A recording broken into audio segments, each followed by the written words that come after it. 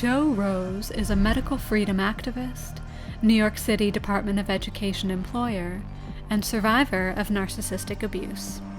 Liberating herself from mental slavery, her activism has taken her from the streets of New York to the Defeat the Mandates rally in Los Angeles. During our interview, we explore the cycle of abuse, the dynamics of power and control, and her hero's journey in breaking the cycle interpersonally and on the macro level. Through personal stories of victory, not victimhood, we discuss triangulation, scapegoating, smear campaigns, developing a strong sense of justice, and how the side effects of abuse manifest differently in different people. Reflecting on the authoritarian tendency to resist questions and isolate people from their support system, we remember how the government took a stance of locking the people down under the guise of love. We also talk about how to avoid the traps of becoming abusive, such as wanting to be seen as right for the wrong reasons. I ask Jo, at what point in the cycle of abuse have you seen the victim being called the abuser, and the mob of flying monkeys believing it to be true? Defeating the mandates and moving forward, I'm Sienna Mae Heath, and this is Leaving the Left for Liberty. What I just really love about your story is how well you can map out the cycle of abuse both on the microcosm in some of your relationships and the macrocosm in your activism. And so getting to know you over the past couple of years, I've seen you come in and out of these phases where you're very much like front and center, you know, with your megaphone and your awesome like flowers on your head. Like, you know, everyone knows you in New York. They know Jo Rose. And your voice was heard loud and clear at the Defeat the Mandates rally in LA.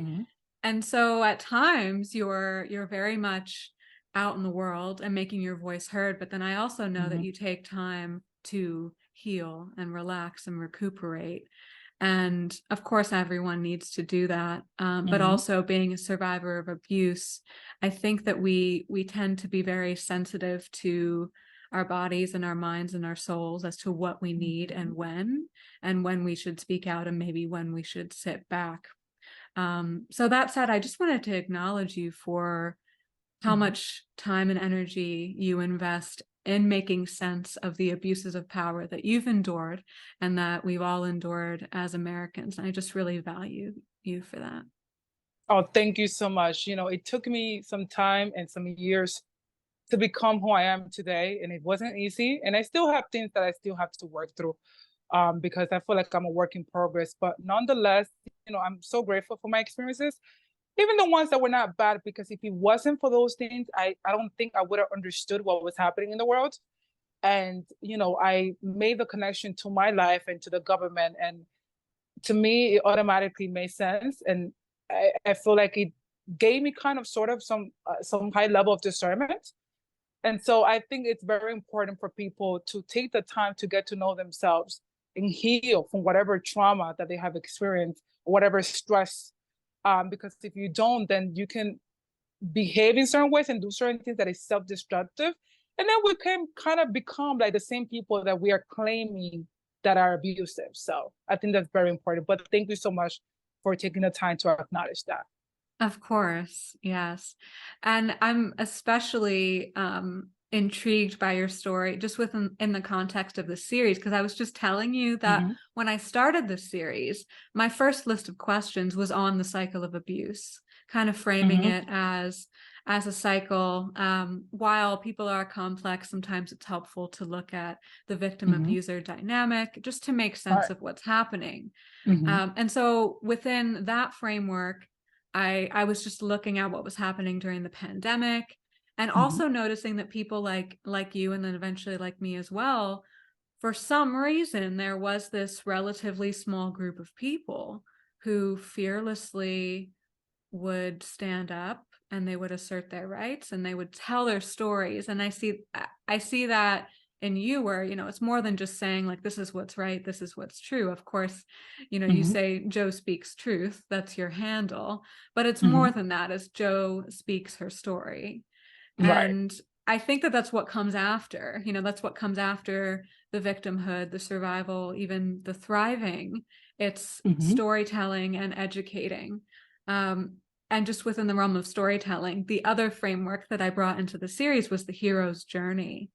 Mm-hmm. And just sort of to sculpt our conversation today, I want to outline the hero's journey really quick, and then also give everyone a list of 5 phases that are in the cycle of abuse, just to sort of outline all the things that we're going to get into.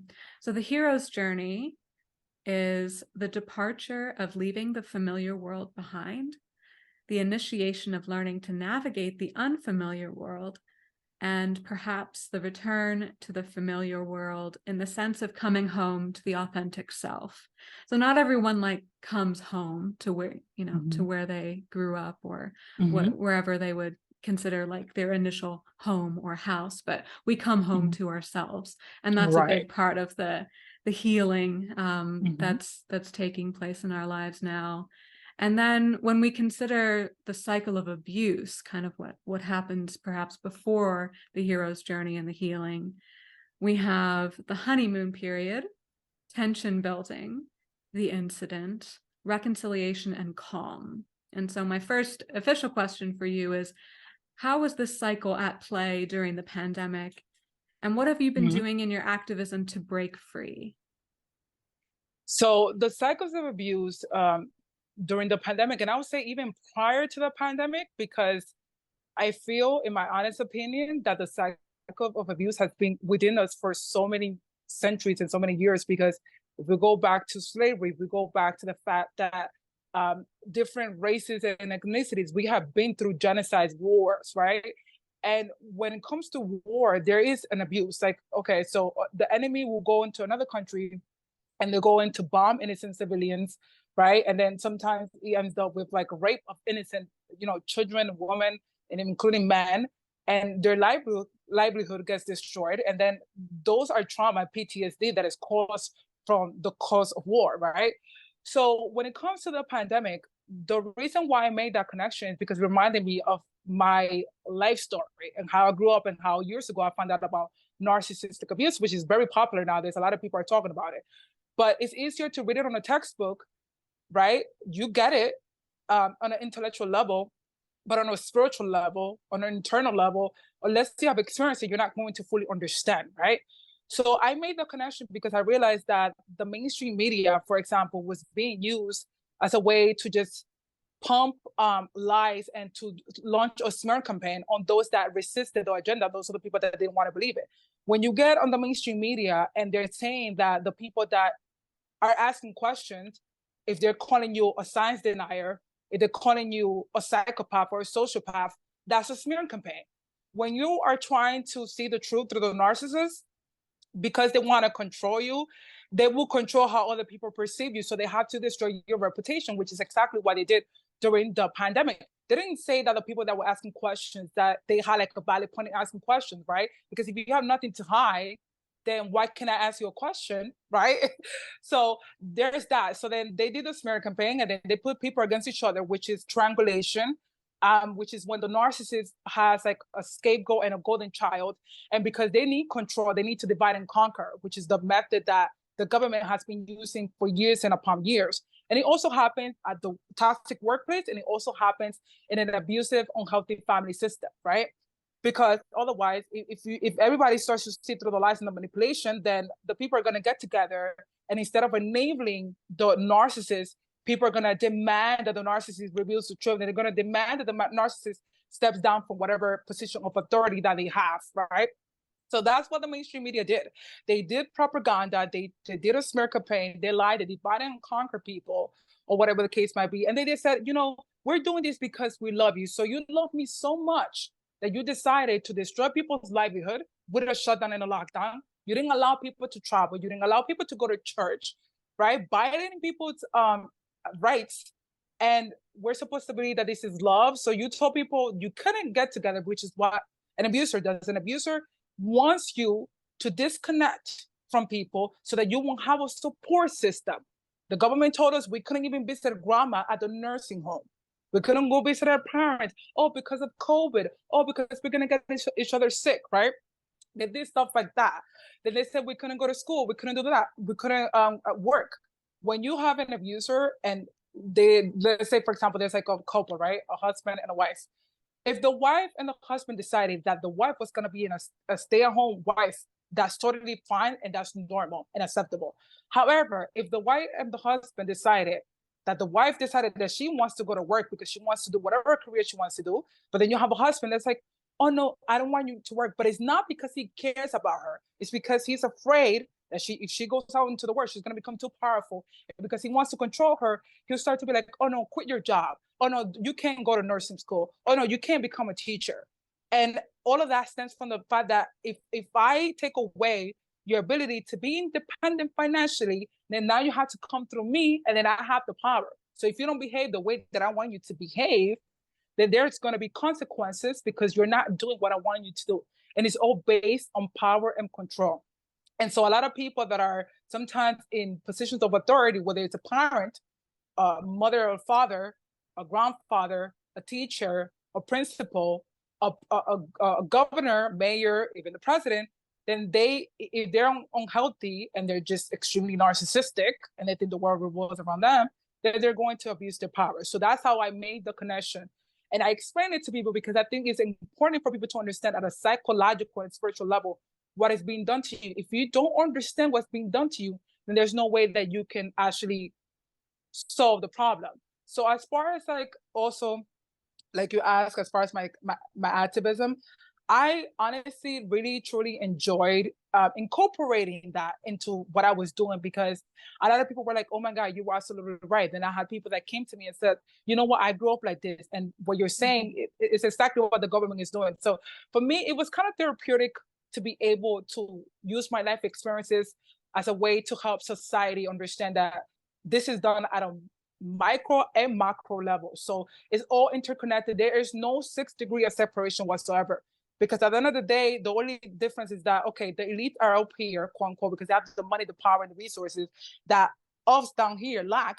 But at the end of the day, it's the same behaviors, it's the same psychological manipulations, it's the same tactics throughout. It's just the elites are doing it, and then you might be in your family and your mom and dad are doing it, but it's the same tactics. It's not, there's no difference in that, in the application. Right. It's not unique. And like No. you said, you know, at the beginning of your answer, it wasn't unique to the pandemic. This has been going on for thousands of years. We're in war-torn countries, you know, it's a whole nother topic, but I hear you. I mean, we've experienced genocides, wars, we still are. America's a bully in a lot of ways. And so I actually, you know, now that I mention it, I do think there's something kind of inherently arrogant to the West. But even that aside, like it's not unique to the elites or the authoritarians that many of us point to, like in the political landscape. And I know that your story runs really deep through your childhood of experiencing betrayal and disappointment and abuse of power. Did you want to talk a little bit about that and what you endured, what your conscience was telling you from a young age? And I know for you, like, you know what it's like to be scapegoated. And I'm curious too, like, do you know what it's like to be put up on a pedestal, to be the golden child as well? Yeah, it depended on what I did. You know, growing up, like at first, initially, I was born in the Bronx in New York. And then at one point, my family was separated. So I have older siblings, right? So I have my mother who has 3 older children that are not from my dad. And then my mom and my father met here in New York, but they're from the same hometown back in the Dominican Republic, right? So then my father didn't have any children when my mother met him. And so my mother ended up having 2 extra children, which were my sister and I, who she's a couple of years older, and I'm the youngest from both my mom and my dad. So like I said, my family was separated due to some problems. And so I was sent to the Dominican Republic with my mother, and my dad and my sister were here in New York. And so, you know, at first things seemed normal in my family. I had a lot of fun back in the Dominican Republic. My sister used to visit in the summer, but she never wanted to come back to New York. And then later I found out it was because of the situation that was happening between one of her relatives and her, that the relative wasn't treating her very nicely. Like when my father used to live her to like because he had to work or whatever. So there's that. But once I came back and I reunited again with my family, I noticed that something was off, because I was expecting like for it to be more unity, love, and like emotionally acceptance. But I noticed that like my father was working a lot. He barely had any time to be home. And don't get me wrong, I get why he was working. He had bills and stuff to pay. But it becomes a problem when a father is just working all the time and he has absolutely no time for their child. And they just come home, eat, take a shower, and they're just locked up in their room. Like, why are you not seeing the child? Why are you not asking the child, hey, how are you? How did it go at school? Or whatever. So then I also noticed, like with my mom, that she would spend a lot of time on the phone gossiping with her family back in the Dominican Republic.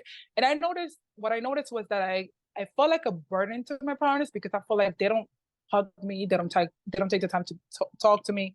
They send me to school and they're giving me food and they're giving me water and this shelter, and I have clothes on my back. But I noticed, as far as like seeing me and accepting me emotionally, I noticed I didn't get that. So I was the most sensitive and emotionally, like, I guess, how do I say, vulnerable child. And I felt everything and I would cry about stuff. And so I easily became the scapegoat, especially when I started to like speak up and say that this is not right. And so they would tell me, oh, you're being bad and you need to be quiet and just be like your sister. So the times where there was, that I was like a golden child, was when for example, like if my sibling was doing something and they were mad at her, that was when I would become the golden child, right? But for the most part, my role was being the invisible child and the scapegoat. And I guess the black sheep also, if you can say that as well. That's interesting. And when you were speaking up, were you also asking questions? Yes, I was asking questions. I would be saying like, oh, why are you talking to me like that? Why are you doing X, Y, and Z? This is not okay. And when I did those things, I was punished. Like, I wasn't like hit or anything like that, but I was punished as far as like silent treatment, or I was told horrible things because they felt like I was being disrespectful. Because the thing is that people in authority positions that are unhealthy, they, especially your narcissists, they think that they're God. So in their mind, they make no mistakes. I'm right, I'm big, you're little, and you're wrong. So I was not allowed to question anything. I just had to just go along, don't disturb, or whatever the case might be. And I had a difficult time with that, because I used to stay quiet at first, but I'm like, it came a point that I couldn't stay quiet and I had to say something. So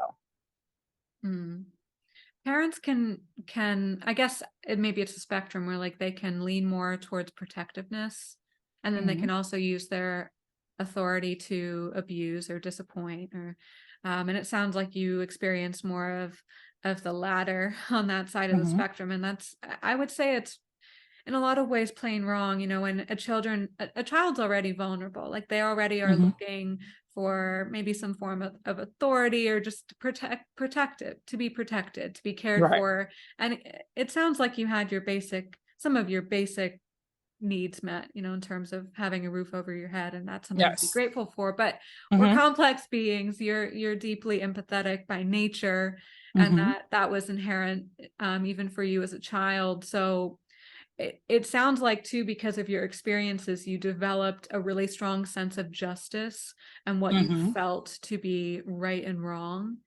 And in these early years, what did you find to be like completely immoral, and what did you find to be like the right thing to do, especially for a parent?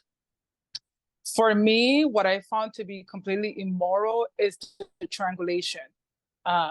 That's one of the things that I found to be immoral. I'll continue on, but the triangulation, because as a parent, you're supposed to be the adult. You're supposed to be emotionally mature, right? And for you to take two of your children and put them against each other, compare them by how they look, compare them by how they act.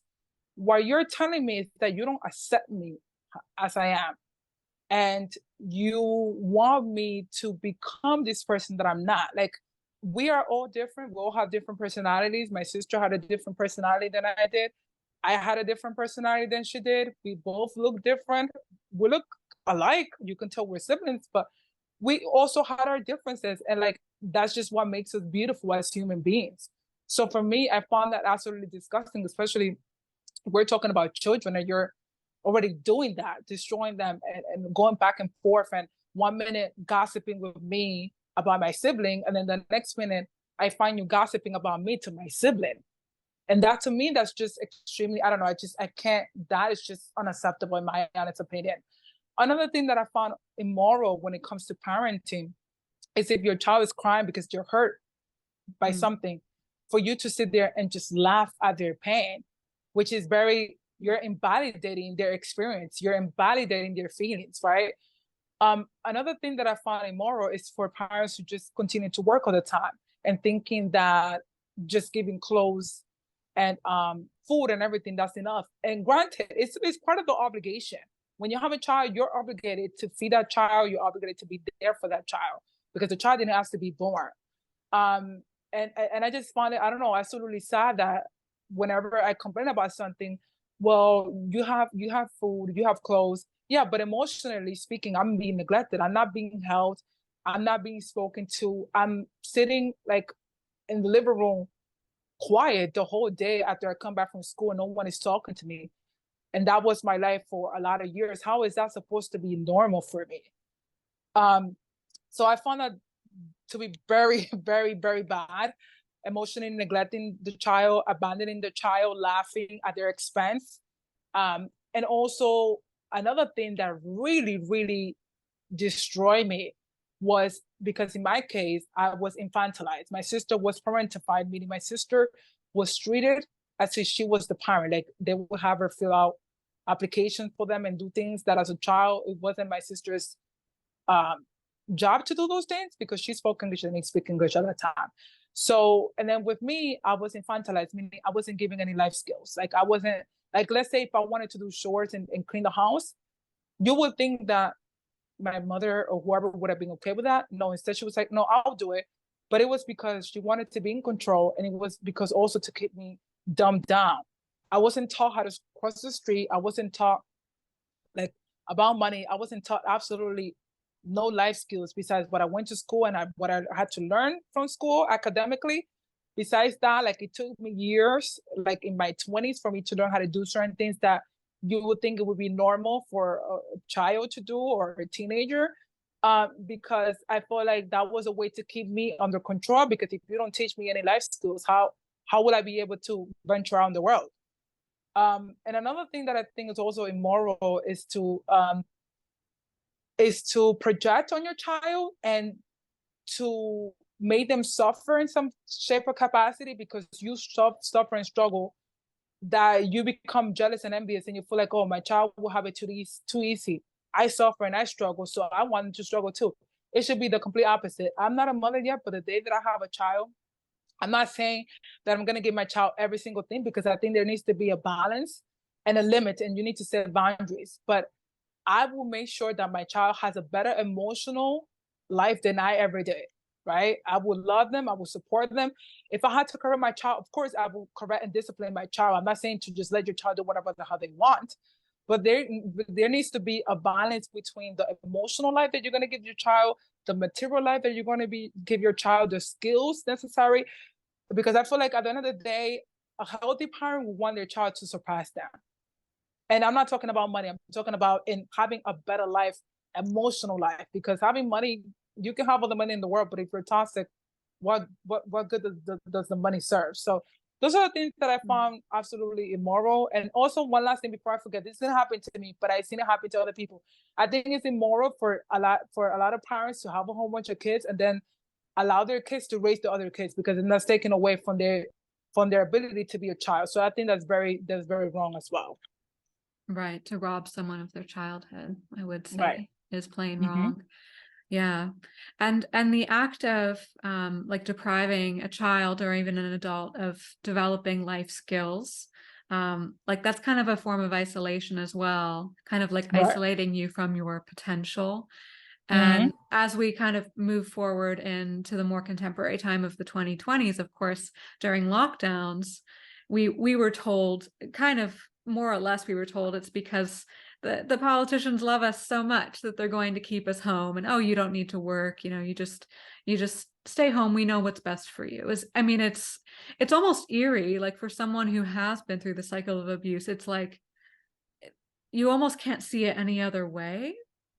Right. And I have questioned, like personally I've questioned, I'm like, well, am I just too blindsided? Like maybe I'm too wounded, maybe I'm, one track minded, maybe I just can't.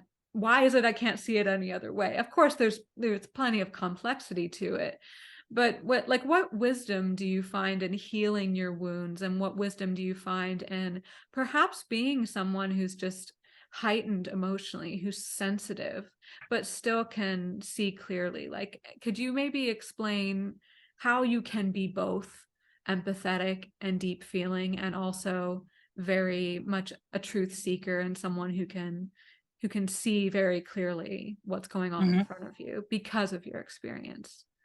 Right. Well, like I said before, honestly, even though the things that happened to me were painful, and I still struggle with certain things, like I said, there is a lot of wisdom in pain. If you transmute the pain, if you can see it from a different level and a different capacity, I'm not saying that it's going to be fun, but if you sit back and you analyze your life and what you went through, um, you can come out with a lot of wisdom, and can be useful for yourself, can be useful for your future children, can be useful for other children that have also gone through similar things, and you can help them to be able to cope and to come out of the darkness and come out into the lightness, and to change themselves and to change their lives, right? And then with that, you can leave like a positive trail in society. So I do see pain, again, it can be beneficial. And I'm saying that I enjoy the pain, honestly. Like, the pain destroyed me. I feel like I burned myself alive in order to come out The on top. And phoenix, the yes, yeah, the phoenix yes, yes, rising from the ashes. yes, absolutely. And so I feel like because of what I went through, and because I didn't enjoy it, and because I didn't like it, right? I noticed that, like, for example, at the workplace, I being the one that I'm like, if something is wrong, I'm gonna say something about it, right? Why? Because I know what it felt like to go through those things. So why would I want somebody else to go through the things that I went through? So those are the things that push me to be like a true seeker, like you said, because I'm like, no, like, this is not healthy. This is unhealthy. It needs to be better. It can be better because I can see the potential if everybody just sit down and become self-aware. But however, not everyone has the ability to do that. I think some people, unfortunately, are the ones that are born with that ability. I don't think everybody has the ability to sit back and be like, okay, well, I did wrong and admit when I'm wrong, right? Because to be honest, I'd rather be living in truth, right? Because the truth liberates me. If I had to be living a lie, then I had to keep like making up stories and doing this and doing that in order to maintain whatever how do I say, in order to maintain whatever reputation. I don't want to maintain a reputation. I don't want to maintain that. I want to be healed. I want to be happy. I want to be fulfilled. And in order for us to do those things, we had to sit back and analyze what happened to us, the things that we did as a result of that toxic, unhealthy dynamic that we grew up in, and admit ourselves when we're wrong. And like that, we give the world a gift of truth, happiness, and to just be sincere and raw and vulnerable. And we don't have to go on in life redoing those things and then going around hurting other people, because sometimes we do stuff because we're not conscious of those things, which I've been guilty of doing things, and I can admit it. And it was painful for me to admit it, but I'm like, okay, well, I did those things, and I'm like, okay, now I have to do better. So that's what we have left throughout all these things. Yeah, you were a victim at one point, but are you always going to be a victim? No. Eventually, you're going to be a survival. And as a survivor, you can go on in life and use those painful experiences in order to give society a gift of like, hey, I healed. You can do it too. So what are you waiting for? Oh, I love that. Yeah. Yeah. And as you moved into your activism, what was really like motivating you? What like lit the fire under you to get out in the street with your megaphone? And when did you start doing that? Was that 2019, 2020? So I started doing that in 2020. I spoke about it like on Facebook right away. Once it spoke about the lockdowns, I told people this doesn't make absolutely any sense. But as far as hitting the streets, it was towards the end of 2020. And what gave me the fire and the ability to do that was because, one, I was mad that I had to be locked up in the house, quote unquote. I never stayed in the house per se, but it was the fact that I'm like, okay, I can't go to work. I can't travel. The churches are closed. I can't do this. Like, I'm being limited to what I can do. Right. So that just got me so mad and angry, because anger, a lot of people think like anger is such a bad thing. No, anger is one of the healthiest emotions when you use it for something purposeful and something good. Now, when you use your anger to hurt somebody else or yourself, but anger is what wakes you up from realizing, like, wait a minute, you're being abused. Like, when I woke up to the fact that my life had been a certain way, it was because I got angry, right? It kind of woke me up and be like, okay, now you have to do something. You have to ask for help. You have to go to therapy, because you can't be living like this anymore. So yeah, it was basically the anger that I have from the fact that I'm being told what to do by officials that are hypocritical, that don't have our best interest at heart. And it was also the fact that I know that people are being deceived, right? And because of fear, people are allowing the government that's supposed to be allegedly working for us to basically abuse them. And I personally, like I said, I don't like to see injustice. I don't like to see abuse. I don't like to see people lying about stuff. I don't like to see people being manipulated, because I have been manipulated.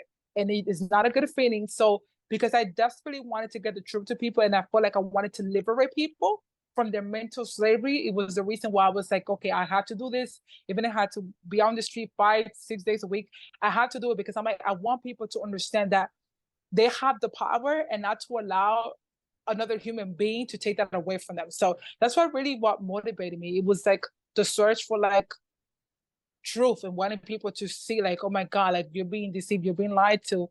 And this is what you can do to not continue to enable this system of abuse. Right. And in order to be empowered, you have to be able to like at least admit that you could be wrong, and admit that. Exactly. I think people were, this is what I saw more and more, is like people were so afraid to see just how corrupt the system was. And I think probably each of us, like if we were really to look at it in the eye, maybe like, I don't know, maybe like we would just be set on fire immediately, because it really is like horrible the more you look and look and look. At the same time, I think that falling into like the victimhood mentality kind of takes, like, it robs one of their complexity, whether like you happen to be in the role of more of the victim, or maybe the authoritative role, you know, like I found myself wondering, and I'm curious what you think too, of like, how useful is it to stay in victimhood? Like, do you think that briefly it's helpful to claim victim status in a way, or just say like, yes, to make sense of what's happening? Yeah, I am the victim here, and there is an abuse of power. Like at what point do you think it's not useful to dwell in that victimhood? That's a very good question. Well, in order for us to realize and accept that we were abused, we do have to accept that we were victims, right? Because if you don't accept that you're a victim, you're going to internalize that and think that it was your fault. If you're a child and someone molests you, you are a victim of molestation. It wasn't your fault, right?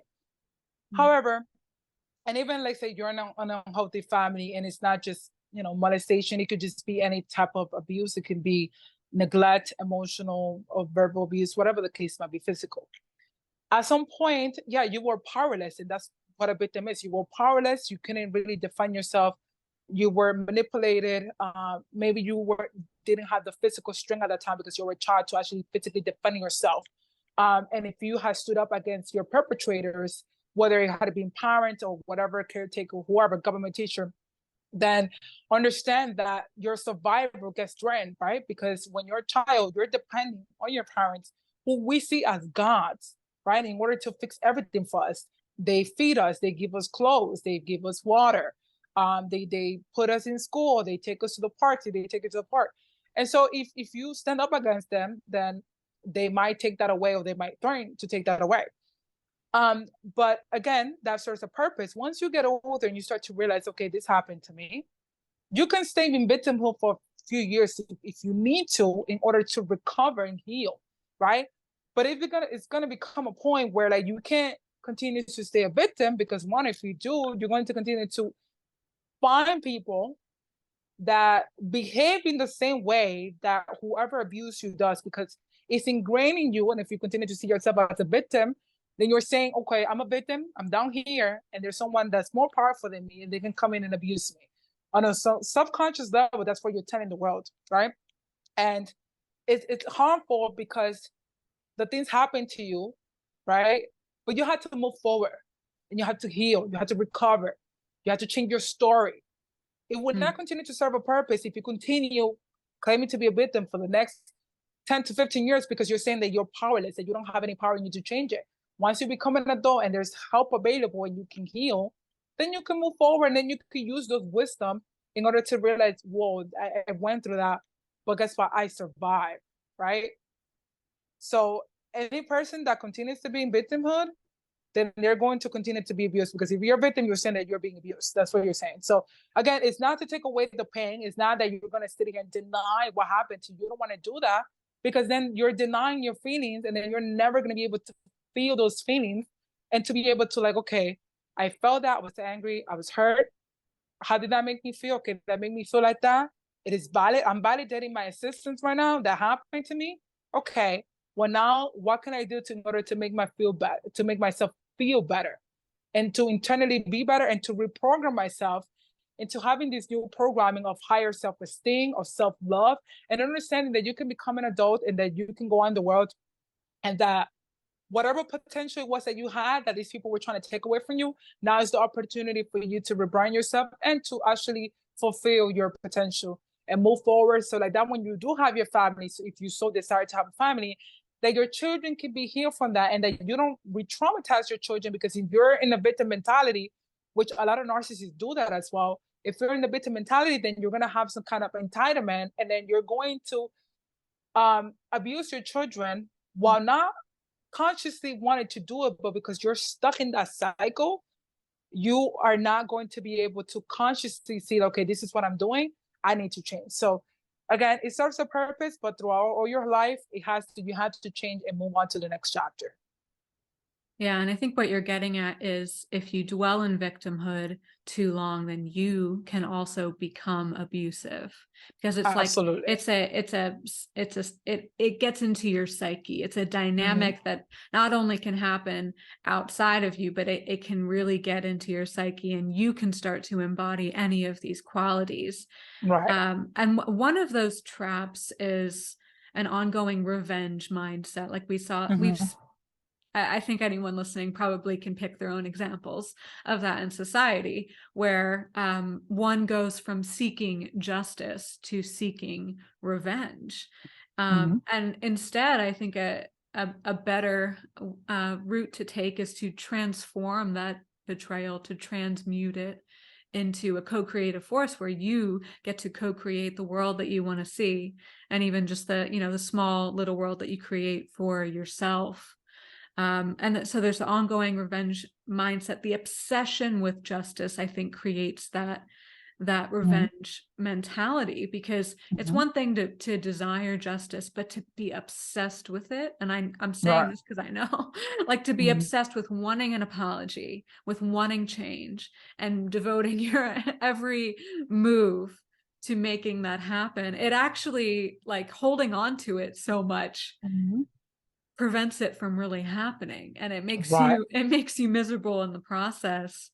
And I know you have a lot to say about transforming and transmuting betrayal.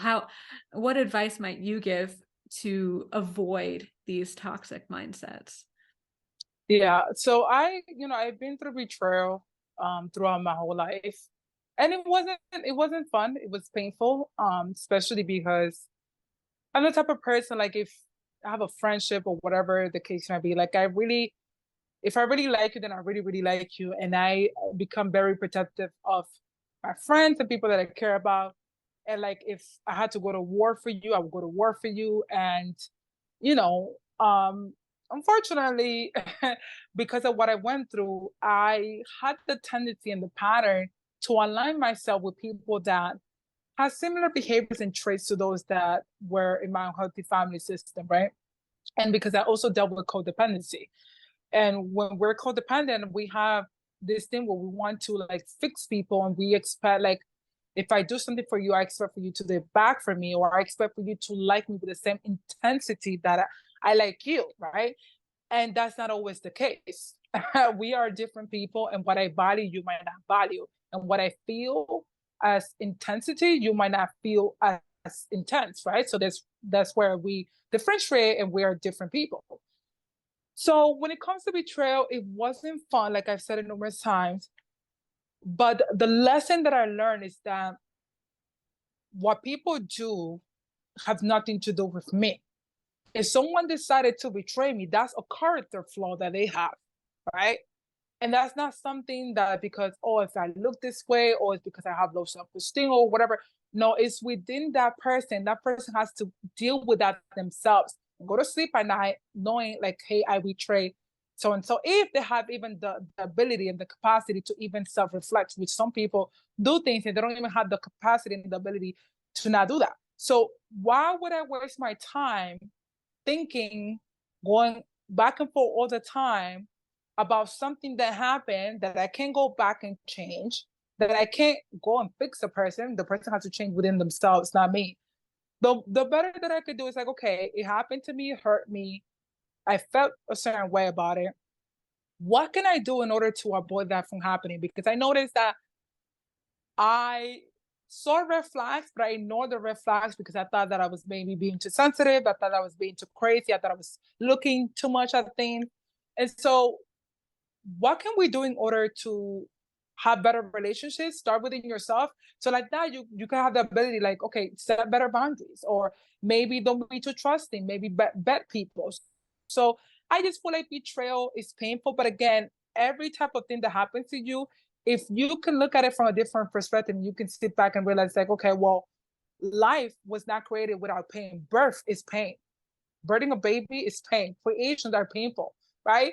But out of pain, here comes out a beautiful baby girl, baby boy. And then you just look at it and like you are absolutely in love. And the mother forgets about the pain that she endured for the past, I don't know, 10, 17 hours. So that's how I look at a life, right? You have to shift your perspective, because if you don't, and you keep thinking about revenge all the time, it's because you're giving that person power over you. You're saying like, okay, what happened to me? That's it. There's no me moving forward. I can't mature from that. No, there's every situation that we go through in life, whether within ourselves or within other people, it's a lesson learned, and you have to learn the lesson. And like I said, move past that, because there's nothing you can do about it. It happened already. You can't go back in time and erase it. You could just have to look at it. Okay, well, that happened because maybe I was too trusting. Maybe I should have said no to that person. Maybe I should have kept my mouth shut. Maybe I talk too much about my personal things, and maybe I need to be a little more private. So that's how I look at things. Like, there hasn't been one thing that's happened to me that I can be like, oh no, this is the end, this is gonna destroy me. No, like I take those experiences and I'm like, okay, well, I learned a lesson. Now I know next time that when somebody asks like this and that, I had to be careful. And so I'm gonna do better the next time. And that's the way that people need to look at it, because otherwise you're going to get yourself sick, and you're gonna allow the people that did whatever to you to move on with life. They're not even going to care about you. They're not even going to remember you while you're sitting back, depressed, suicidal, whatever the case may be. So it's just, I just feel like learn from it and do better next time. And also, one important thing, forgive yourself, because I've noticed I've been guilty of this, of like thinking like, oh, I shouldn't have done this, or I shouldn't have done that. We need to forgive ourselves, because we need to understand that we are flawed. We also make mistakes, and we might be the ones that might end up making a mistake anyways and hurting somebody else. So, we have to forgive ourselves and understand that it's human error. And as we continue to be humans, we're going to be making mistakes, and it's part of life. And to me, it's a learning experience. Another trap is making idols of anything but God. That's controversial, but really making idols of the abuse itself, like making an idol in the way of obsessing over like how much it hurt and like wanting justice for that. And then making an idol of if they apologize. This I find really interesting. Like when, just to put it a little plainly, like when the narcissist apologizes. Mm-hmm. And even if they don't start or try to rope you back into another cycle, why might you be so amazed that they apologize? Like, why might you obsess about it? Why might you idolize this apology? Like, oh my gosh, they apologize. We've had a couple of politicians in North America publicly apologize for Mm-hmm. how people who didn't get vaccinated were treated. Good, they apologized, but that was a character flaw in them and in the system. Why, like, why should I like be overjoyed by a little apology? I agree. I agree. And what people need to understand is that, okay, it's great somebody apologizes, and it's even better when the apology is truly sincere. But however, and this is something that I spoke about it on my page too, because I'm like, people get excited over little things, and I'm like, you need to understand that they're giving you breadcrumbs, right? Unless that person shows you consistent change behavior, their apology, you can accept it if you like. You don't have to accept apology, because that's another thing. People think that, oh, just because you apologize, someone has to accept it. Or just because you apologize, you don't have to reconcile with nobody. I can accept an apology and be like, okay, I'll let it go for the sake of everybody, but I don't have to be your friend again. I don't have to be your lover again. We don't have to be whatever. But if later on I decide like, okay, I notice that the person has truly changed and I can tell consistent healthy behavior, okay, if I want to take it back, that's on me, right? But I think it's dangerous when people want to spend their whole lives waiting on an apology, because the apology might never come. And if you're just waiting for the apology, you might never heal. You might never ever move on, because you're allowing another person's behavior to dictate your mood, your feelings, and your future. So I think that's very dangerous. And I think people need to, first and foremost, before waiting for somebody to apologize, maybe forgive yourself for allowing the behavior. Maybe forgive yourself first for, I don't know, for accepting that person into your life. And that's better off than to just sit here your whole life waiting on someone to change, when you're only responsible for yourself and your healing journey. You're not responsible for nobody else's. So I think it's true on principle that you're only responsible for yourself, but breaking free from the cycle of abuse in a relationship is relatively a lot easier than breaking free from the collective cycle of abuse that we're in. right. Yeah, I agree, because um you have a relationship, you could just cut it off, but then society is just there. Society will always be there. And you go out to the world, you go work, you go to church, you go wherever, society is always going to be there. And that's more difficult because society at large, in my opinion, is very sick, and they're very dependent on the government. And I don't think society at large wants to truly change and heal, in my opinion. I'm not sure about that, but I do find some peace in regarding individuals as complex beings, Mm-hmm. rather than falling into the black and white paradigm of abusers Mm-hmm. and victims. Like you've been saying, like it, anyone can easily adopt the other traits, you know, like Mm-hmm. they can easily be one or the other. Um, and I wonder, like, how could the discard done by a narcissist differ from the very strict boundary setting that maybe Mm-hmm. you or I have done in our lives? And that the boundary setting is very necessary when you're healing. Like you got to Mm-hmm. have really strong boundaries. Maybe when you're feeling more whole again, then you can start to loosen them. Um, and I have to say, like, I do find sometimes like the very strict boundary setting to be similar to the narcissist discard. Not completely, but there's just something about the nature of it that's very final. You know, Mm-hmm. it's just like the door is shut.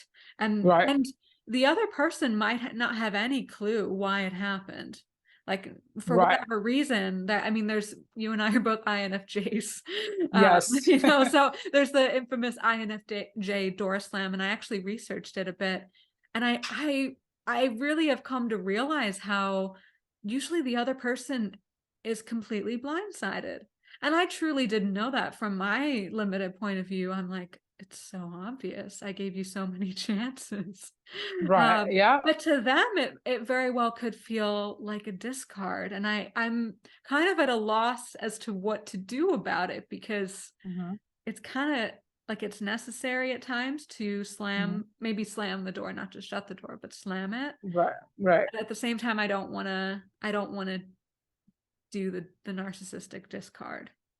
right. Well, I have done door slams because, again, like when I was extremely unhealthy, I had no idea what boundaries were because growing up, there was no boundaries set in my family. I didn't even know what boundaries were, to be honest. I felt like I saw my family overextending themselves from people. I saw them getting used by people. I saw them having the inability to say no. I saw them not knowing what limits were. I saw them like being enmeshed and not understanding that I'm a separate entity. I'm not you. I don't think like you. You might be my mother, my father, my sibling, whoever you are. But I have my different mindsets, right? And I'm my own individual, which is what a lot of narcissists don't understand. They think that you are, well, I'll say narcissistic parents, they think that you are an extension of themselves. So they think that you're going to think like them, behave like them, read minds and stuff like that. So I always kind of sort of ended up attracting, well, I'm not going to say attracting, I'm going to say picking people that were very similar and were emotionally as cold as the people that I have witnessed in my own family. And so I didn't know what a door slam was until I realized like I've done that to a lot of people. And I'm not sure how healthy that is because in no shape or form do I do it to intentionally hurt people. I have done it because I'm like, okay, I see that there's no way to fix this issue. Like I want to fix this issue, but if I talk about it with you, you don't understand where I'm coming from, and you continue to do it. How am I supposed to just sit here and allow you to do it? And then the other part is like, I know that I had to take accountability for myself also in the role that I played in whatever relationship dynamics, whether I was too passive, whether I didn't set a boundary, whether I didn't vet the person, whether I was trying to fix them, whether whatever, because I also like, I can't sit here and just blame everybody else. But I had to do it because I realized like either the person was expecting me to take care of their needs, but when I needed something, they weren't there for me the way that I was there for them. Or if I needed emotional support, I noticed that the person would just like be dismissive about it. But when they needed emotional support, I was there for them. Or the fact that the person didn't respect the fact that I said like, hey, like not right now, just let me think about this. Like give me a day or two, or give me like a week, or I'm not sure. And you're going off on me because I'm setting a boundary. I'm not saying no. And even if I would have said no, I have the right to say no. You can't force me to do something that I don't want to do. So I realized that like I have to do it in certain situations, especially with people that seem to be like kind of like a little obsessed with me and too attached to me and like were being verbally abusive to me because I'm like, I don't think I deserve that. And I'm like, okay, well, I trying to fix the relationship here and you're not being emotionally mature. So I can't continue to hurt myself in order to keep you in my life, because if I keep you in my life, then you're going to be continue to abuse me. And it's either I rescue me or I rescue you. And so if I had to pick between you and I'm going to pick myself now. And again, I don't think it's the best coping mechanism. But honestly, it kind of protected me from people because if I didn't do that, then I would have continued to be in that unhealthy, toxic cycle. But I think also I had to continue therapy because I feel like I need better skills on how to deal with certain people before I even, no, should I say I need skills in order to be able to detect who is worthy to be in my life, who I feel like I can have a healthy relationship with, and who I feel like, okay, I don't need to be friends with this person. Because I think I could avoid certain things if I had a healthier mechanism behind choosing my relationships and friendships. But the door slam, I'm sorry, has been necessary because I didn't do it to hurt anybody. I did it because I'm like, oh my God, I can fix this. Whereas a narcissist would do it just to like be evil and just to be like, whatever. You know what I mean? In my opinion, there's a difference. I guess, yeah, the intention matters. But then the perceptions of everyone kind of just make it really complicated. Like one of the questions that came through on one of our Instagram stories when I was asking, like, does anyone have any questions about the cycle of abuse? Someone was asking, at what point in the cycle of abuse have you seen the victim being pegged as the abuser and the mob of flying monkeys believing it to be true? At what first, Mhm. let's like just talk about kind of like logistically, like at what point in the cycle does that usually happen? So I think that happens, and based on my experience, when the victim recognizes that the person is a narcissist. When the narcissist knows, like, you know, and you might, there's a risk of you exposing me to everybody else. Or if you call them out on something, like if you tell them that the truth about themselves in something and it causes a narcissistic injury, an ego bruise of some Mm. kind, they have to retaliate. So what they do is they start doing the smear campaign, which has happened to me even within the movement, even within the medical freedom movement. That has happened to me, work and etc. So they start the smear campaign, and that's when the flying monkeys believe the narcissist and they enable the narcissist to attack one person. And so the mob would join in and spread rumors and lies and gossip and stuff. And that's when people start believing it. They do it to damage your reputation, to control you, so that you don't have any credibility. So that when you, in fact, say, hey, this and that happened with this person, they did X, Y, and Z, given that the flying monkeys help the narcissist spread the lies and rumors, and they enable him, instead of saying, hey, you're a liar, you're a bully, this person is right about you. Um, that's what happens. And so basically, they want to control how people perceive you. And so when people start believing it, some people will start believing it, some people won't. It depends. Some people will believe it. There will be one or two person that realizes, like, okay, no, like, this person is a liar. So and so has never done anything to me. I'm gonna defend you, have your back. But the majority of the people, the flying monkeys, the enablers that sat there and spread lies because they're too scared of the narcissist, those people are not to be trusted, because they enable the narcissist. So whoever enable an abuser, you're not to be trusted, because thanks to you bleeding off the narcissist's ego and siding with them when you see that they're wrong, tells me that you're a dangerous individual. You don't stand for truth. You're easily manipulated. You're gullible. You're not to be trusted. So therefore, I shouldn't deal with you. But it's typically, again, this happens typically when you expose the narcissist in some type, shape, or form, or when they're losing control and they want to get back at you. So they had to do like a smear campaign. And that's just what happened with like the fine monkey and stuff. Right. And when do you think that happened during the pandemic? I think that happened when we started to like write stuff online to question and to say like, oh, like when we're saying that masks don't work, or especially, I think it intensified more because of the vaccines, in my opinion.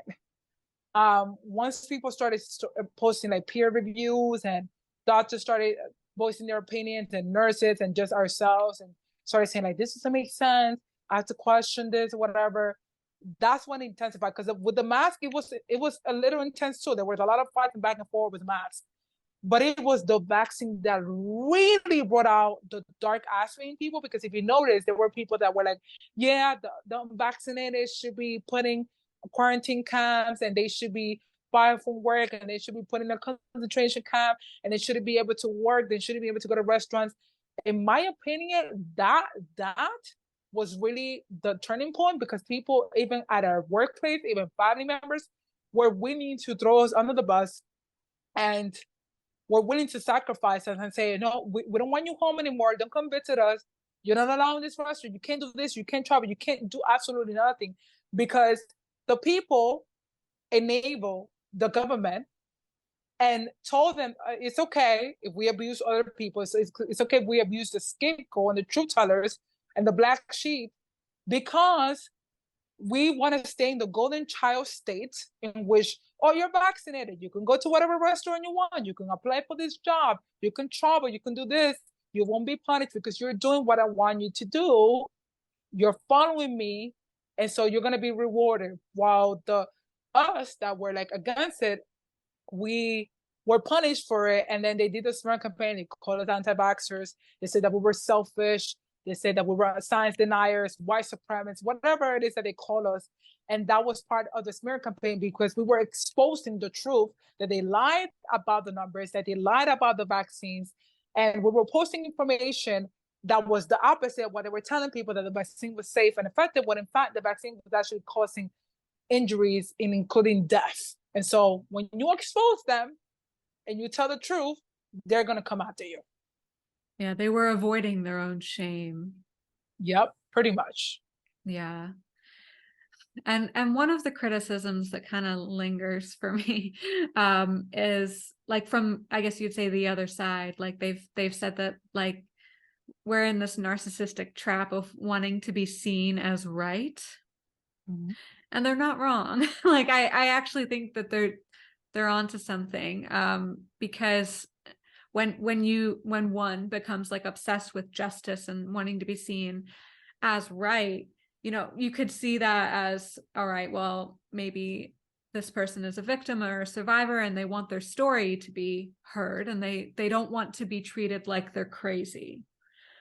And then I think there's a tipping point where if you keep grinding those gears and you keep trying to get people to see what you see, then you can kind of become narcissistic in the process. I agree. I can definitely see that. I think initially when we start up to wanting to like be told that we're right is to be vindicated, and is also to be validated, right? To validate our experience, to validate the fact that we can see the truth, to validate that this is the truth. And you're asking me to deny myself and to pretend like I'm not seeing what I'm seeing. You're telling me to lie to myself. I say that the government is not, so you want me to agree with them and pretend like, oh no, they really cared about us. Take the vaccine, put on the mask, do the PCR testing. Yeah, this is the truth. No, this is not the truth, right? And so, in some sense, it's because you want people to like stop lying and enabling these people, but at the same time, you're also right when you say that it can be narcissistic in some shape or form, because yeah, the truth is the truth. You can't erase the truth, in my opinion. The truth will always remain, right? But at the same time, we are individuals, and some people are at a higher level and a higher capacity to be able to see certain things, right? There are certain functions of the brain that are responsible for certain things: the hippocampus, the amygdala, and etc., the prefrontal cortex, etc. So we all develop differently. So I might be at a higher capacity to sit back and self-reflect and realize, okay, you know what? I try to tell people the truth. They don't want to see it, or if they do see it, they don't want to admit to me that it's true. At some point in time, you have to kind of stop, because you can't force somebody to tell you that they see the truth. They can't see it. Some people might honestly not be able to see it. Some people do see it, and they're just too scared to do anything about it because of the whole enabling, and because of being scared to go against authority and to go against the majority of society. We are all in different journeys in our life, and like at the end of the day, we can't force it. Like if I want to give you water and you keep saying you're thirsty, and I give you the water, right? But you don't want to take the cup to drink it. I'm not gonna go be like, oh well, let me force the water. I could do that, and then what kind of person would that make me? So at some point in time, we have to allow people to make their own decisions, to make their own judgments, even if we see that they're lying to themselves, because it's all about not wanting to control the individual. Just like I don't want to be controlled, right? And we're doing it because we care. That's true. But at the end of the day, if you want to self-destruct, at some point I'm gonna let you self-destruct. Either you're gonna learn from it after getting burned, or you don't. But then guess what? That's your life, and then that's my life. So Right. It is all about power and control. And the power struggle that I saw during one of many power struggles that I saw during the pandemic was what I perceived to be the initial use of force, was the coercion to get vaccinated. But then, like, I had people telling me what they considered force was when those of us that didn't get vaccinated were asserting our right to enter into certain spaces. mm-hmm. And honestly, I found that distinction really interesting, because I think that there's truth to both. I think both instances are uses of force, right? Like Right. I don't force me to put something in my body to get a medical treatment that I don't want to get, that my doctor says not a great idea. And also from the other side, well, then don't force your way into our spaces because we don't feel safe having you here. Now, was there delusion and misunderstanding in that? Yes. But fundamentally, those were both instances of force, I think. Mm. Well, I think that there is a difference, because we were allowed to go into these places before the government decided to threaten these businesses with the, oh, it's either you comply or we're going to give you a fine. Now you see these businesses all of a sudden they all took down the stuff. We can go unvaccinated and vaccinated, go to any restaurant we want now. So my thing is, if it was the idea of the business and they really believe that, and they didn't want us there, fine, you don't want me there. But the issue is that it was a method of coercion, in my opinion. Because again, if you're being told to do X, Y, and Z, or if you don't do it, to me that's coercion. So none of these businesses really wanted to do that based on the conversation that I had with some of these business owners. They were just more scared of the consequences of, like, well, if the government comes out, or if the cops come out and they find out, or if somebody that's at the restaurant reports us and say that we allow unvaccinated people, what's going to be the consequences of that? So in my opinion, it was more so out of fear. It wasn't really their truth, because if all it took was for them to say, oh, we're removing the restrictions, so now all of a sudden you're removing the restrictions, but why you're doing it? Oh, because the government told you to do so. So we're playing the game of what was his name called? When they say touch your toes. What is that name called? What is that game called? Simon Says. Yes, that's what we're doing. That's what we're doing. Simon says touch your nose, you touch your nose. Simon says touch your head, you touch your head. So I don't see it as the same, in my honest opinion, because it wasn't doing like the government, like the businesses didn't do it because they wanted to do. They did it out of fear. And if someone is making you do stuff out of fear, then that, in my opinion, that's not, no. Yeah. So I disagree with that. Well, yeah, I disagree too. I just think it's kind of interesting to look at and like make sense of. And just going back to the trap of like wanting to be seen as right. Over the past few years, is there anything that you've changed your mind on, and maybe anything you changed your mind on before you started your activism? Let me see. I used to feel like at one point, I felt like at one point I was kind of like a little aggressive when I did certain things, right? And looking back at it, like, I'm proud of certain things that I did. I'm not proud of certain things that I did as well. And looking back at it, I'm like, you know what? Maybe I shouldn't have argued so badly with some of these people, because I'm like, at the end of the day, if they don't want to change, who am I to try to force these people to change, right? I feel like maybe I should have done a more like loving approach, but I was just so angry at that time that I couldn't control myself. So I feel like I've changed my approach. I feel like I've become more mature now, more emotionally intelligent. And there's certain things that I wish I could go back and change, but I feel like I needed to tell people the truth in a way that would trigger them, because I'm like, well, if I don't trigger something for you, maybe you're not going to see why I'm so angry. So yeah, that's about it. I feel like that. And also, before I forget, I'll say, I used to make myself very available to everybody. Like, I wanted to like fix and help everybody that would reach out to me. But I realized, like, oh, I needed boundaries, and I need to like set a limit, because like I can't continue to give and give and give, because I feel like I'm being depleted of my energy. And I'm not going to continue to do that, because I feel like what I wanted people to get out of this is to become self-sufficient, which is something that I'm still learning. It's still a work in progress, to become self-sufficient, because what the government did is that they set us up in these jobs and whatever, and they trap us in so that we can be like dependent on, like, well, they say that we're gonna shut down our business, then we have to shut it down because they said so. Like, they did this whole thing of like not giving us the proper education, because they wanted to keep us stuck at a certain level and with fear and everything. So I feel like me overextending myself, thinking that I could fix everything and fix the world, which is an unhealthy thing, because I'm not God.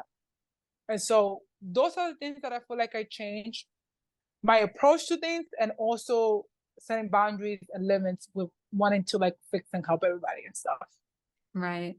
I actually have had a similar shift where it's not so much that I did change my mind on a lot of things in 2020.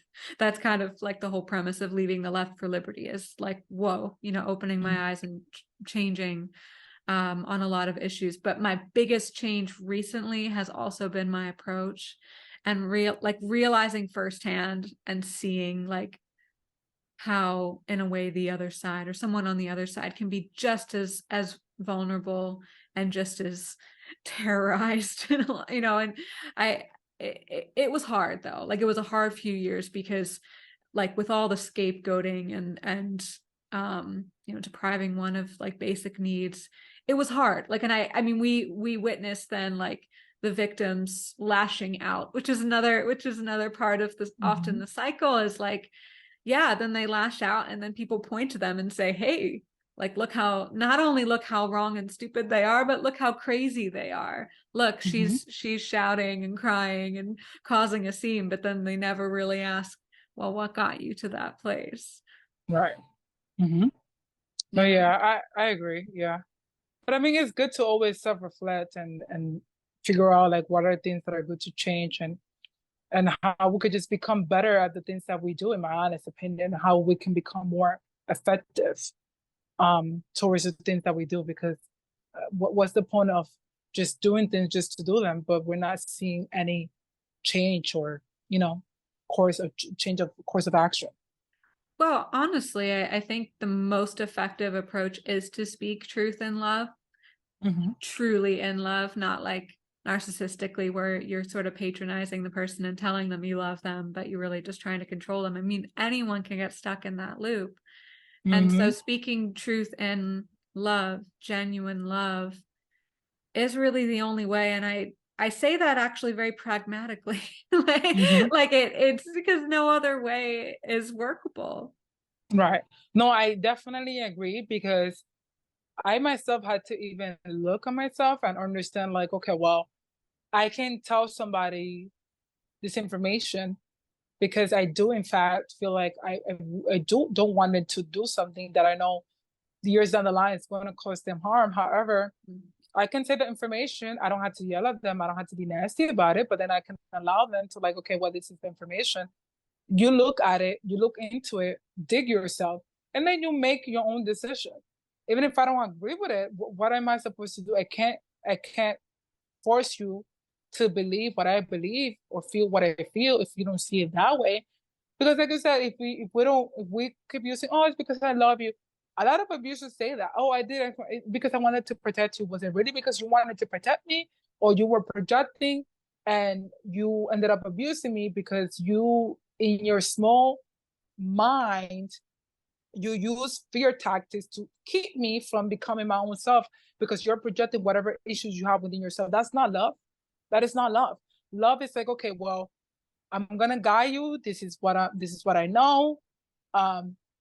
You do X, Y, and Z, and I hope you do better, and leave it at that. You can't sit here and be like, well, you can't do X, Y, and Z. Oh, it's because I love you. I'm trying to protect you. No, let me make my own mistakes. Because how else am I supposed to learn if I don't make mistakes? Human error gives us the opportunity and the room for growth. Again, if you look at it from a self-awareness perspective, if you just continue to be victimized and just, you know, swim in that dysfunction all the time, then you will end up most likely becoming some kind of narcissist yourself and feel entitled to things just because life happens to you. So what? Life happens to all of us in some shape or capacity. Let's learn from that and let's just move forward.